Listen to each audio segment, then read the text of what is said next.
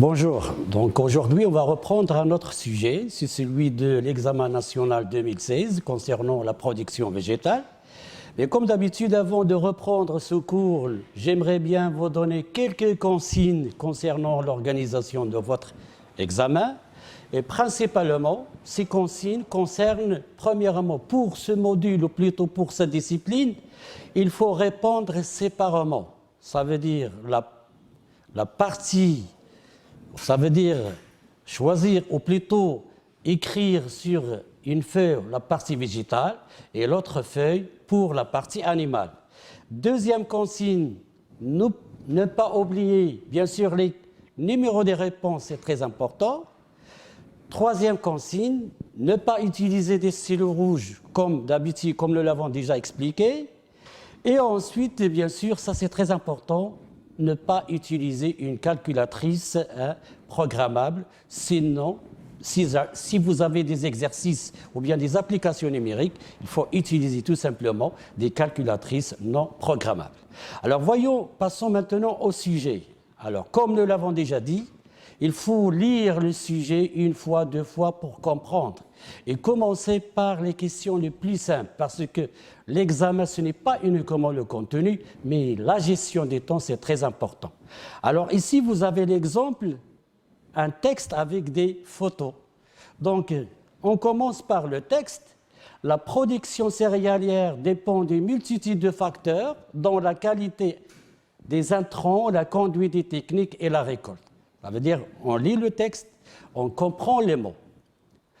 La photo A, donc ça c'est très important, quand vous trouvez A ou bien B, etc., il faut automatiquement voir la photo pour pouvoir avoir une liaison. Parce que si vous faites une lecture superficielle, donc vous risquez de ne pas maîtriser ces photos. Donc la photo A, voilà. C'est après illustre respectivement la photo d'une culture des céréales et les organes reproducteurs d'une fleur. Donc là, c'est le cycle, ou plutôt la culture des céréales, et ça, c'est le schéma, plutôt, des organes reproducteurs d'une fleur. Donc là, on lit le texte, on comprend bien. Maintenant, passons aux questions. L'exercice 1, donc à partir de la photo A, voyez, donc ça c'est une question, plutôt une réponse à partir de la photo. Qu'est-ce qu'on vous demande? Donnez le nom de l'espèce de la culture. Quelle est l'espèce? Bien sûr, ça c'est le blé. Bon, il y a blé tendre, blé dur et ainsi de suite. Donc c'est la connaissance à partir de la photo, la valorisation de la photo, indiquer le stade du cycle de végétation de la culture. Donc nous avons dit que le blé, là vous avez des épis. Donc le blé en maturité, donc le cinquième, plutôt le dernier stade, c'est la maturité, c'est la formation de la graine. Et bien sûr, cette opération-là, l'opération qui va suivre cette période, c'est la récolte.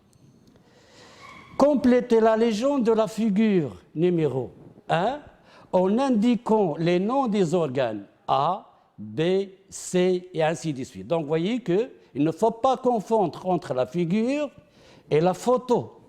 C'est pourquoi, comme je l'ai dit, photo, voilà, photo A. Figure 1, figure 1. Donc, pour pouvoir vous orienter vers les questions plus précises. Donc là, vous avez bien sûr l'appareil reproducteur de la fleur. Donc là, vous avez le stigmate, le style, donc là, les différentes parties, et chaque partie correspond à un nom bien spécifique pour la fleur. Donc la fleur contient l'appareil mâle et l'appareil femelle. Ces deux éléments, c'est plus important pour la fécondation, et après la fécondation, c'est la formation des fruits.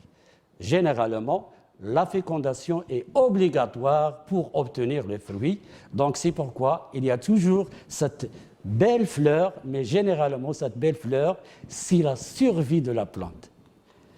Je continue. Donc, une deuxième question, le fractionnement de l'azote. Vous voyez, donc, une fois que je dis, je fais cette liaison. Donc, c'est automatiquement, c'est la partie de la fertilisation. Le fractionnement de l'azote durant la fertilisation de la culture des céréales consiste à raisonner l'apport d'azote en fonction des besoins de cette culture. Ça veut dire on apporte au fur et à mesure. Le tableau numéro 1, je cherche tableau numéro 1. Il se peut que dans la copie, vous aurez beaucoup de tableaux. Mais il faut faire cette liaison, vous voyez, pour ne pas perdre du temps. Donc, tableau numéro 1, tableau, fractionnement de l'azote et les engrais utilisés pour la culture. Là, vous avez, alors quand on a un tableau, il faut bien lire le tableau. Là, vous avez les dates. Là, vous avez des opérations. Par exemple, les quantités d'apport en kilogrammes par hectare. Si on donne les unités, il faut bien comprendre et lire les unités. Parfois, on donne grammes et ainsi de suite. L'opération et les engrais utilisés. Alors, le tableau 1 suivant représente le fractionnement de l'azote et les engrais utilisés durant le cycle de végétation de la culture du blé. Donc là, vous avez des dates. Donc, quand je dis date, ça veut dire une étape du cycle de végétation. Et à chaque date, on va donner une quantité d'engrais. Et quel est le stade et quel est l'engrais qui est utilisé. Vous voyez? Donc, par exemple, si je prends le stade 1, on donne 30 kg d'azote par hectare. À quelle période? Au moment du semis, quel est l'engrais qui est utilisé? C'est DAP, c'est 18-46-0. Donc, bien sûr, il faut comprendre, ça c'est l'azote, le phosphore et le potassium. Donc, comprendre, avant de réfléchir à la réponse, il faut comprendre le tableau. Maintenant, on passe à la question. Vous voyez, donc, lorsque vous avez réalisé une bonne lecture, vous aurez déjà une idée sur la réponse. Par exemple, en quoi consiste la fertilisation? Quel est le rôle de la fertilisation? Smith, là, tout simplement, c'est la nutrition. Comme définition, la fertilisation consiste à apporter des éléments minéraux, des éléments nutritifs, sous forme d'engrais, asmida, afin de satisfaire les besoins de la culture. Amélie Smith, la fertilisation, c'est donner à la plante de quoi se nourrir. Il y a plusieurs moyens. Parmi ces moyens, l'utilisation des engrais. Citez 2 stades du cycle de végétation du blé qui apparaissent après le stade de piaison. Le blé est constitué par plusieurs stades, mais on vous demande de donner 2 stades après le stade des piaisons, après la formation des pieds. Et bien là, vous avez la floraison, la constitution de la fleur. Ah oui, le blé, il a une fleur, il a les organes mâles, il a les organes femelles. La fleur, bien sûr, elle est tellement petite, elle est cachée. Ce n'est pas comme les autres fleurs, mais il se trouve dans la plante parce que c'est obligatoire pour la fécondation et la maturation. Bien. Alors, j'ai repris ce tableau, calculé à partir de ce tableau la quantité d'azote apportée durant le cycle de végétation des cultures de blé. C'est-à-dire, calculer la quantité d'azote durant le cycle et la quantité d'engrais. Donc, voyons cette première question. Alors, calcul de la dose d'azote, ça veut dire, ça c'est le cycle, par exemple. Et nous voulons savoir quelle est la quantité d'azote que la plante a consommée. Bien sûr, je vais faire 30 plus 50 plus 50. C'est le cumul. Je peux dire que durant cette phase-là, depuis le 3,11 jusqu'au 5,3, la plante a consommé 130 kg d'azote par hectare. Oui. Deuxième utilisation, calculer la quantité d'engrais utilisés durant le stade de tallage. Je cherche le stade de tallage, voilà. Je calculer la quantité d'engrais. Donc, c'est ça l'engrais qui est utilisé. Oui. Donc, la question est bien précise. On peut faire le calcul de l'ensemble, mais on a donné dans l'exercice uniquement un stade déterminé. Alors, le calcul, bien sûr, calcul de la quantité d'engrais utilisé, c'est tout simplement 50 fois 100 divisé par 33 est égal à 150 kg. Je m'explique. Ben, tout simplement, ici, c'est la quantité engrais utilisée. Ici, 50 kg. Et là, vous avez 100 kg de l'ammonitrate. Il contient 33,5 kg de l'azote. Et combien on a utilisé? 50. Donc là, c'est automatiquement, c'est la règle de 3 et on peut calculer. C'est de la même manière, on peut le calculer pour ça et on peut le calculer pour ça. Donc là, c'est tout simplement des transformations, des calculs très simples. Citer les formes d'absorption de l'azote chez une plante.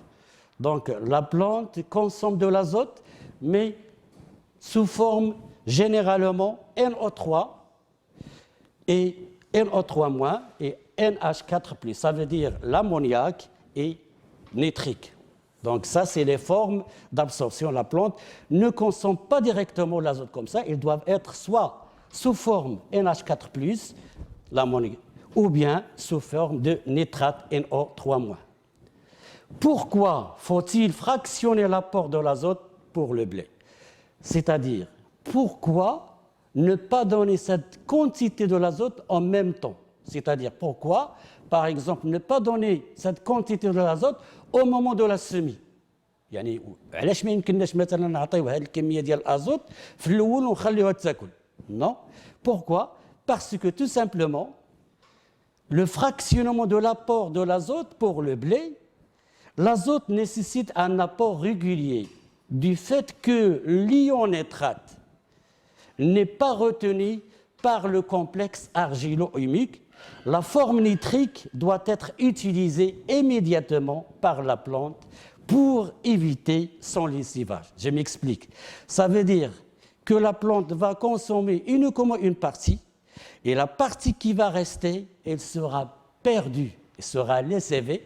Pourquoi? Parce que le nitrate NO3-, avec l'argile NO3-, donc vous allez avoir des pertes. C'est pourquoi il est préférable de donner au fur et à mesure. C'est uniquement pour l'azote. Mais pour le phosphore et le potassium, ce n'est pas le même cas. Donc, vous voyez, pour l'azote, il est préférable de le fractionner en fonction des stades du cycle. Si je prends par exemple le cas toujours du blé, un tiers au début du semis, un tiers par exemple au talage et un tiers après. Ça dépend des conditions climatiques.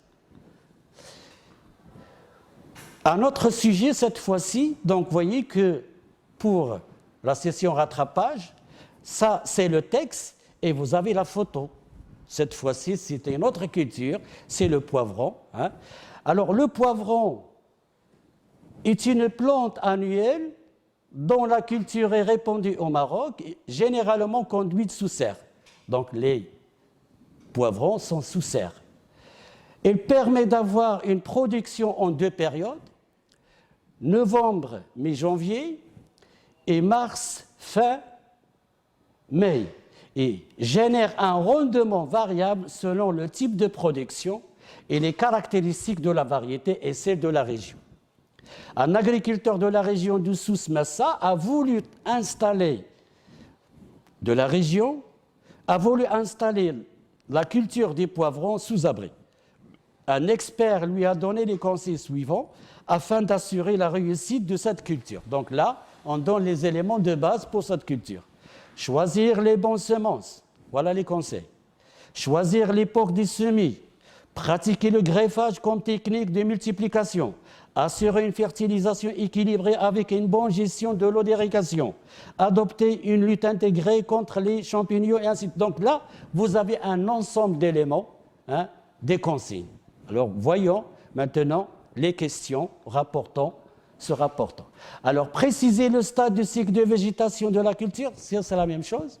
Vous avez des feuilles, tiges, mais vous avez des fruits, donc ça c'est fructification ou bien maturité. Définir les termes signés dans le texte, principalement les termes qui sont soulignés, c'est le rendement, représente la production de la culture par unité de surface. Quelles sont les qualités qu'on exige d'une bonne semence? Les qualités qu'on exige d'une bonne semence sont la pureté spécifique, la pureté variétale, la faculté germinative, l'état sanitaire et la longévité. Ce sont les qualités, ou plutôt les éléments qu'on doit trouver chez une semence. Un autre point, la pratique de la fertilisation équilibrée repose sur l'application des lois générales de fertilisation et la prise en considération de certains facteurs. Quel est le principe de la loi de restitution ou des avances? Donc nous avons dit pour la pratique de la fertilisation, il faut appliquer des lois. Parmi ces lois, la loi de restitution ou bien loi des avances. Alors les exportations d'éléments minéraux par les cultures et les pertes hors de la parcelle doivent être compensées par des restitutions pour maintenir la fertilité chimique des sols. Par sécurité, en pratique, on en fait l'avance en culture. Les sols pauvres doivent recevoir une fumée renforcée pour les cultures les plus exigeantes. À l'inverse, dans les sols riches et pour des cultures peu exigeantes, des impasses de fumure, de phosphore et de potassium peuvent être gérées. Donc, tout simplement, on doit apporter des éléments nutritifs pour améliorer la fertilité des sols.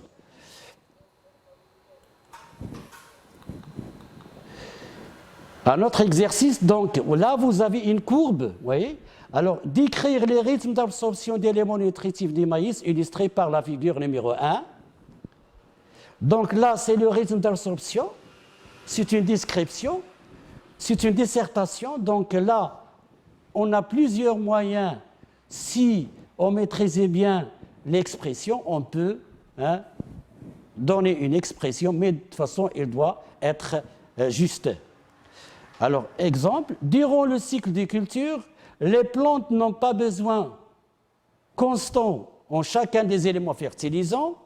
En effet, certaines phases du cycle de développement de la plante ont leur exigence spécifique. Donc, vous voyez que ça, c'est l'évolution des éléments nutritifs, de l'alimentation en éléments nutritifs. C'est citer deux facteurs à prendre en considération dans le raisonnement de la fertilisation, autre que le rythme d'absorption des éléments nutritifs, c'est la capacité d'échange des sols et la dynamique des éléments nutritifs. Un autre exercice, cette fois-ci, c'est ce qu'on appelle le semis, mais le semis direct. Le Maroc est aujourd'hui est de plus en plus confronté au problème de sécheresse. Voyez, donc, il donne les conditions. Pourquoi il est avantageux d'utiliser le semis direct? C'est surtout dans les problèmes où il y a les problèmes d'eau. Pour réduire les effets de ces changements climatiques sur la production agricole, la combinaison des pratiques culturelles s'avère nécessaire. Le semis direct aux cultures sans labour est l'une de ces pratiques permettant le mieux de valoriser de l'eau de sol. La figure numéro 3 illustre une technique de travail des sols combinée au semis. Premièrement, donner un titre à la figure numéro 3. Donc là, vous avez cette image-là.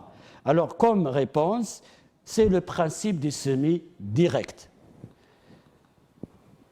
Définir la technique du semis direct, c'est une semis sans labour, disait la technique où seule la ligne de semis est travaillée très superficiellement. Ça veut dire qu'il y a un semis sans travail du sol. Principe de labour, le labour consiste à découper une bande de terre de largeur et de profondeur variable, donc découper sans retourner, plutôt avec retournement du sol. Les objectifs des pseudo-labours, ils complètent le travail de la charrue, ils participent à la préparation du lit de semences. Comment les conditions des milieux peuvent-ils contribuer à la réussite des milieux? Eh bien, tout simplement, les conditions des milieux concernent principalement les conditions des sols, puisque la graine est souvent complètement enfouie dans le sol. Le sol doit respecter les conditions d'une bonne germination, d'une bonne levée, humidité, l'aération, température et ainsi de suite. Un autre exercice cette fois-ci, soit la figure numéro suivantes qui représentent des méthodes de semis A, B, C. Précisez les méthodes de semis en A, B et C. Alors, comme réponse, c'est le semis à la volée, le semis en ligne, le semis en poquet. Donc, ce sont les méthodes de semis. À quoi correspond la régularité d'un semis?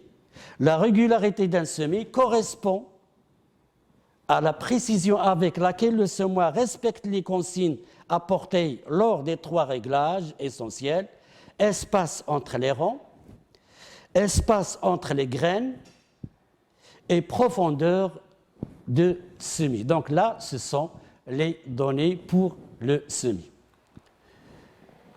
Quel est l'objectif d'un semis précoce? Pourquoi on semet précocement? Le semis précoce permet un allongement de la période de végétation. Quels sont les facteurs qui peuvent retarder la date de semis? Pourquoi parfois on est obligé de retarder la date de semis? La date des premières pluies détermine, on parle ici dans le cas où il n'y a pas d'irrigation.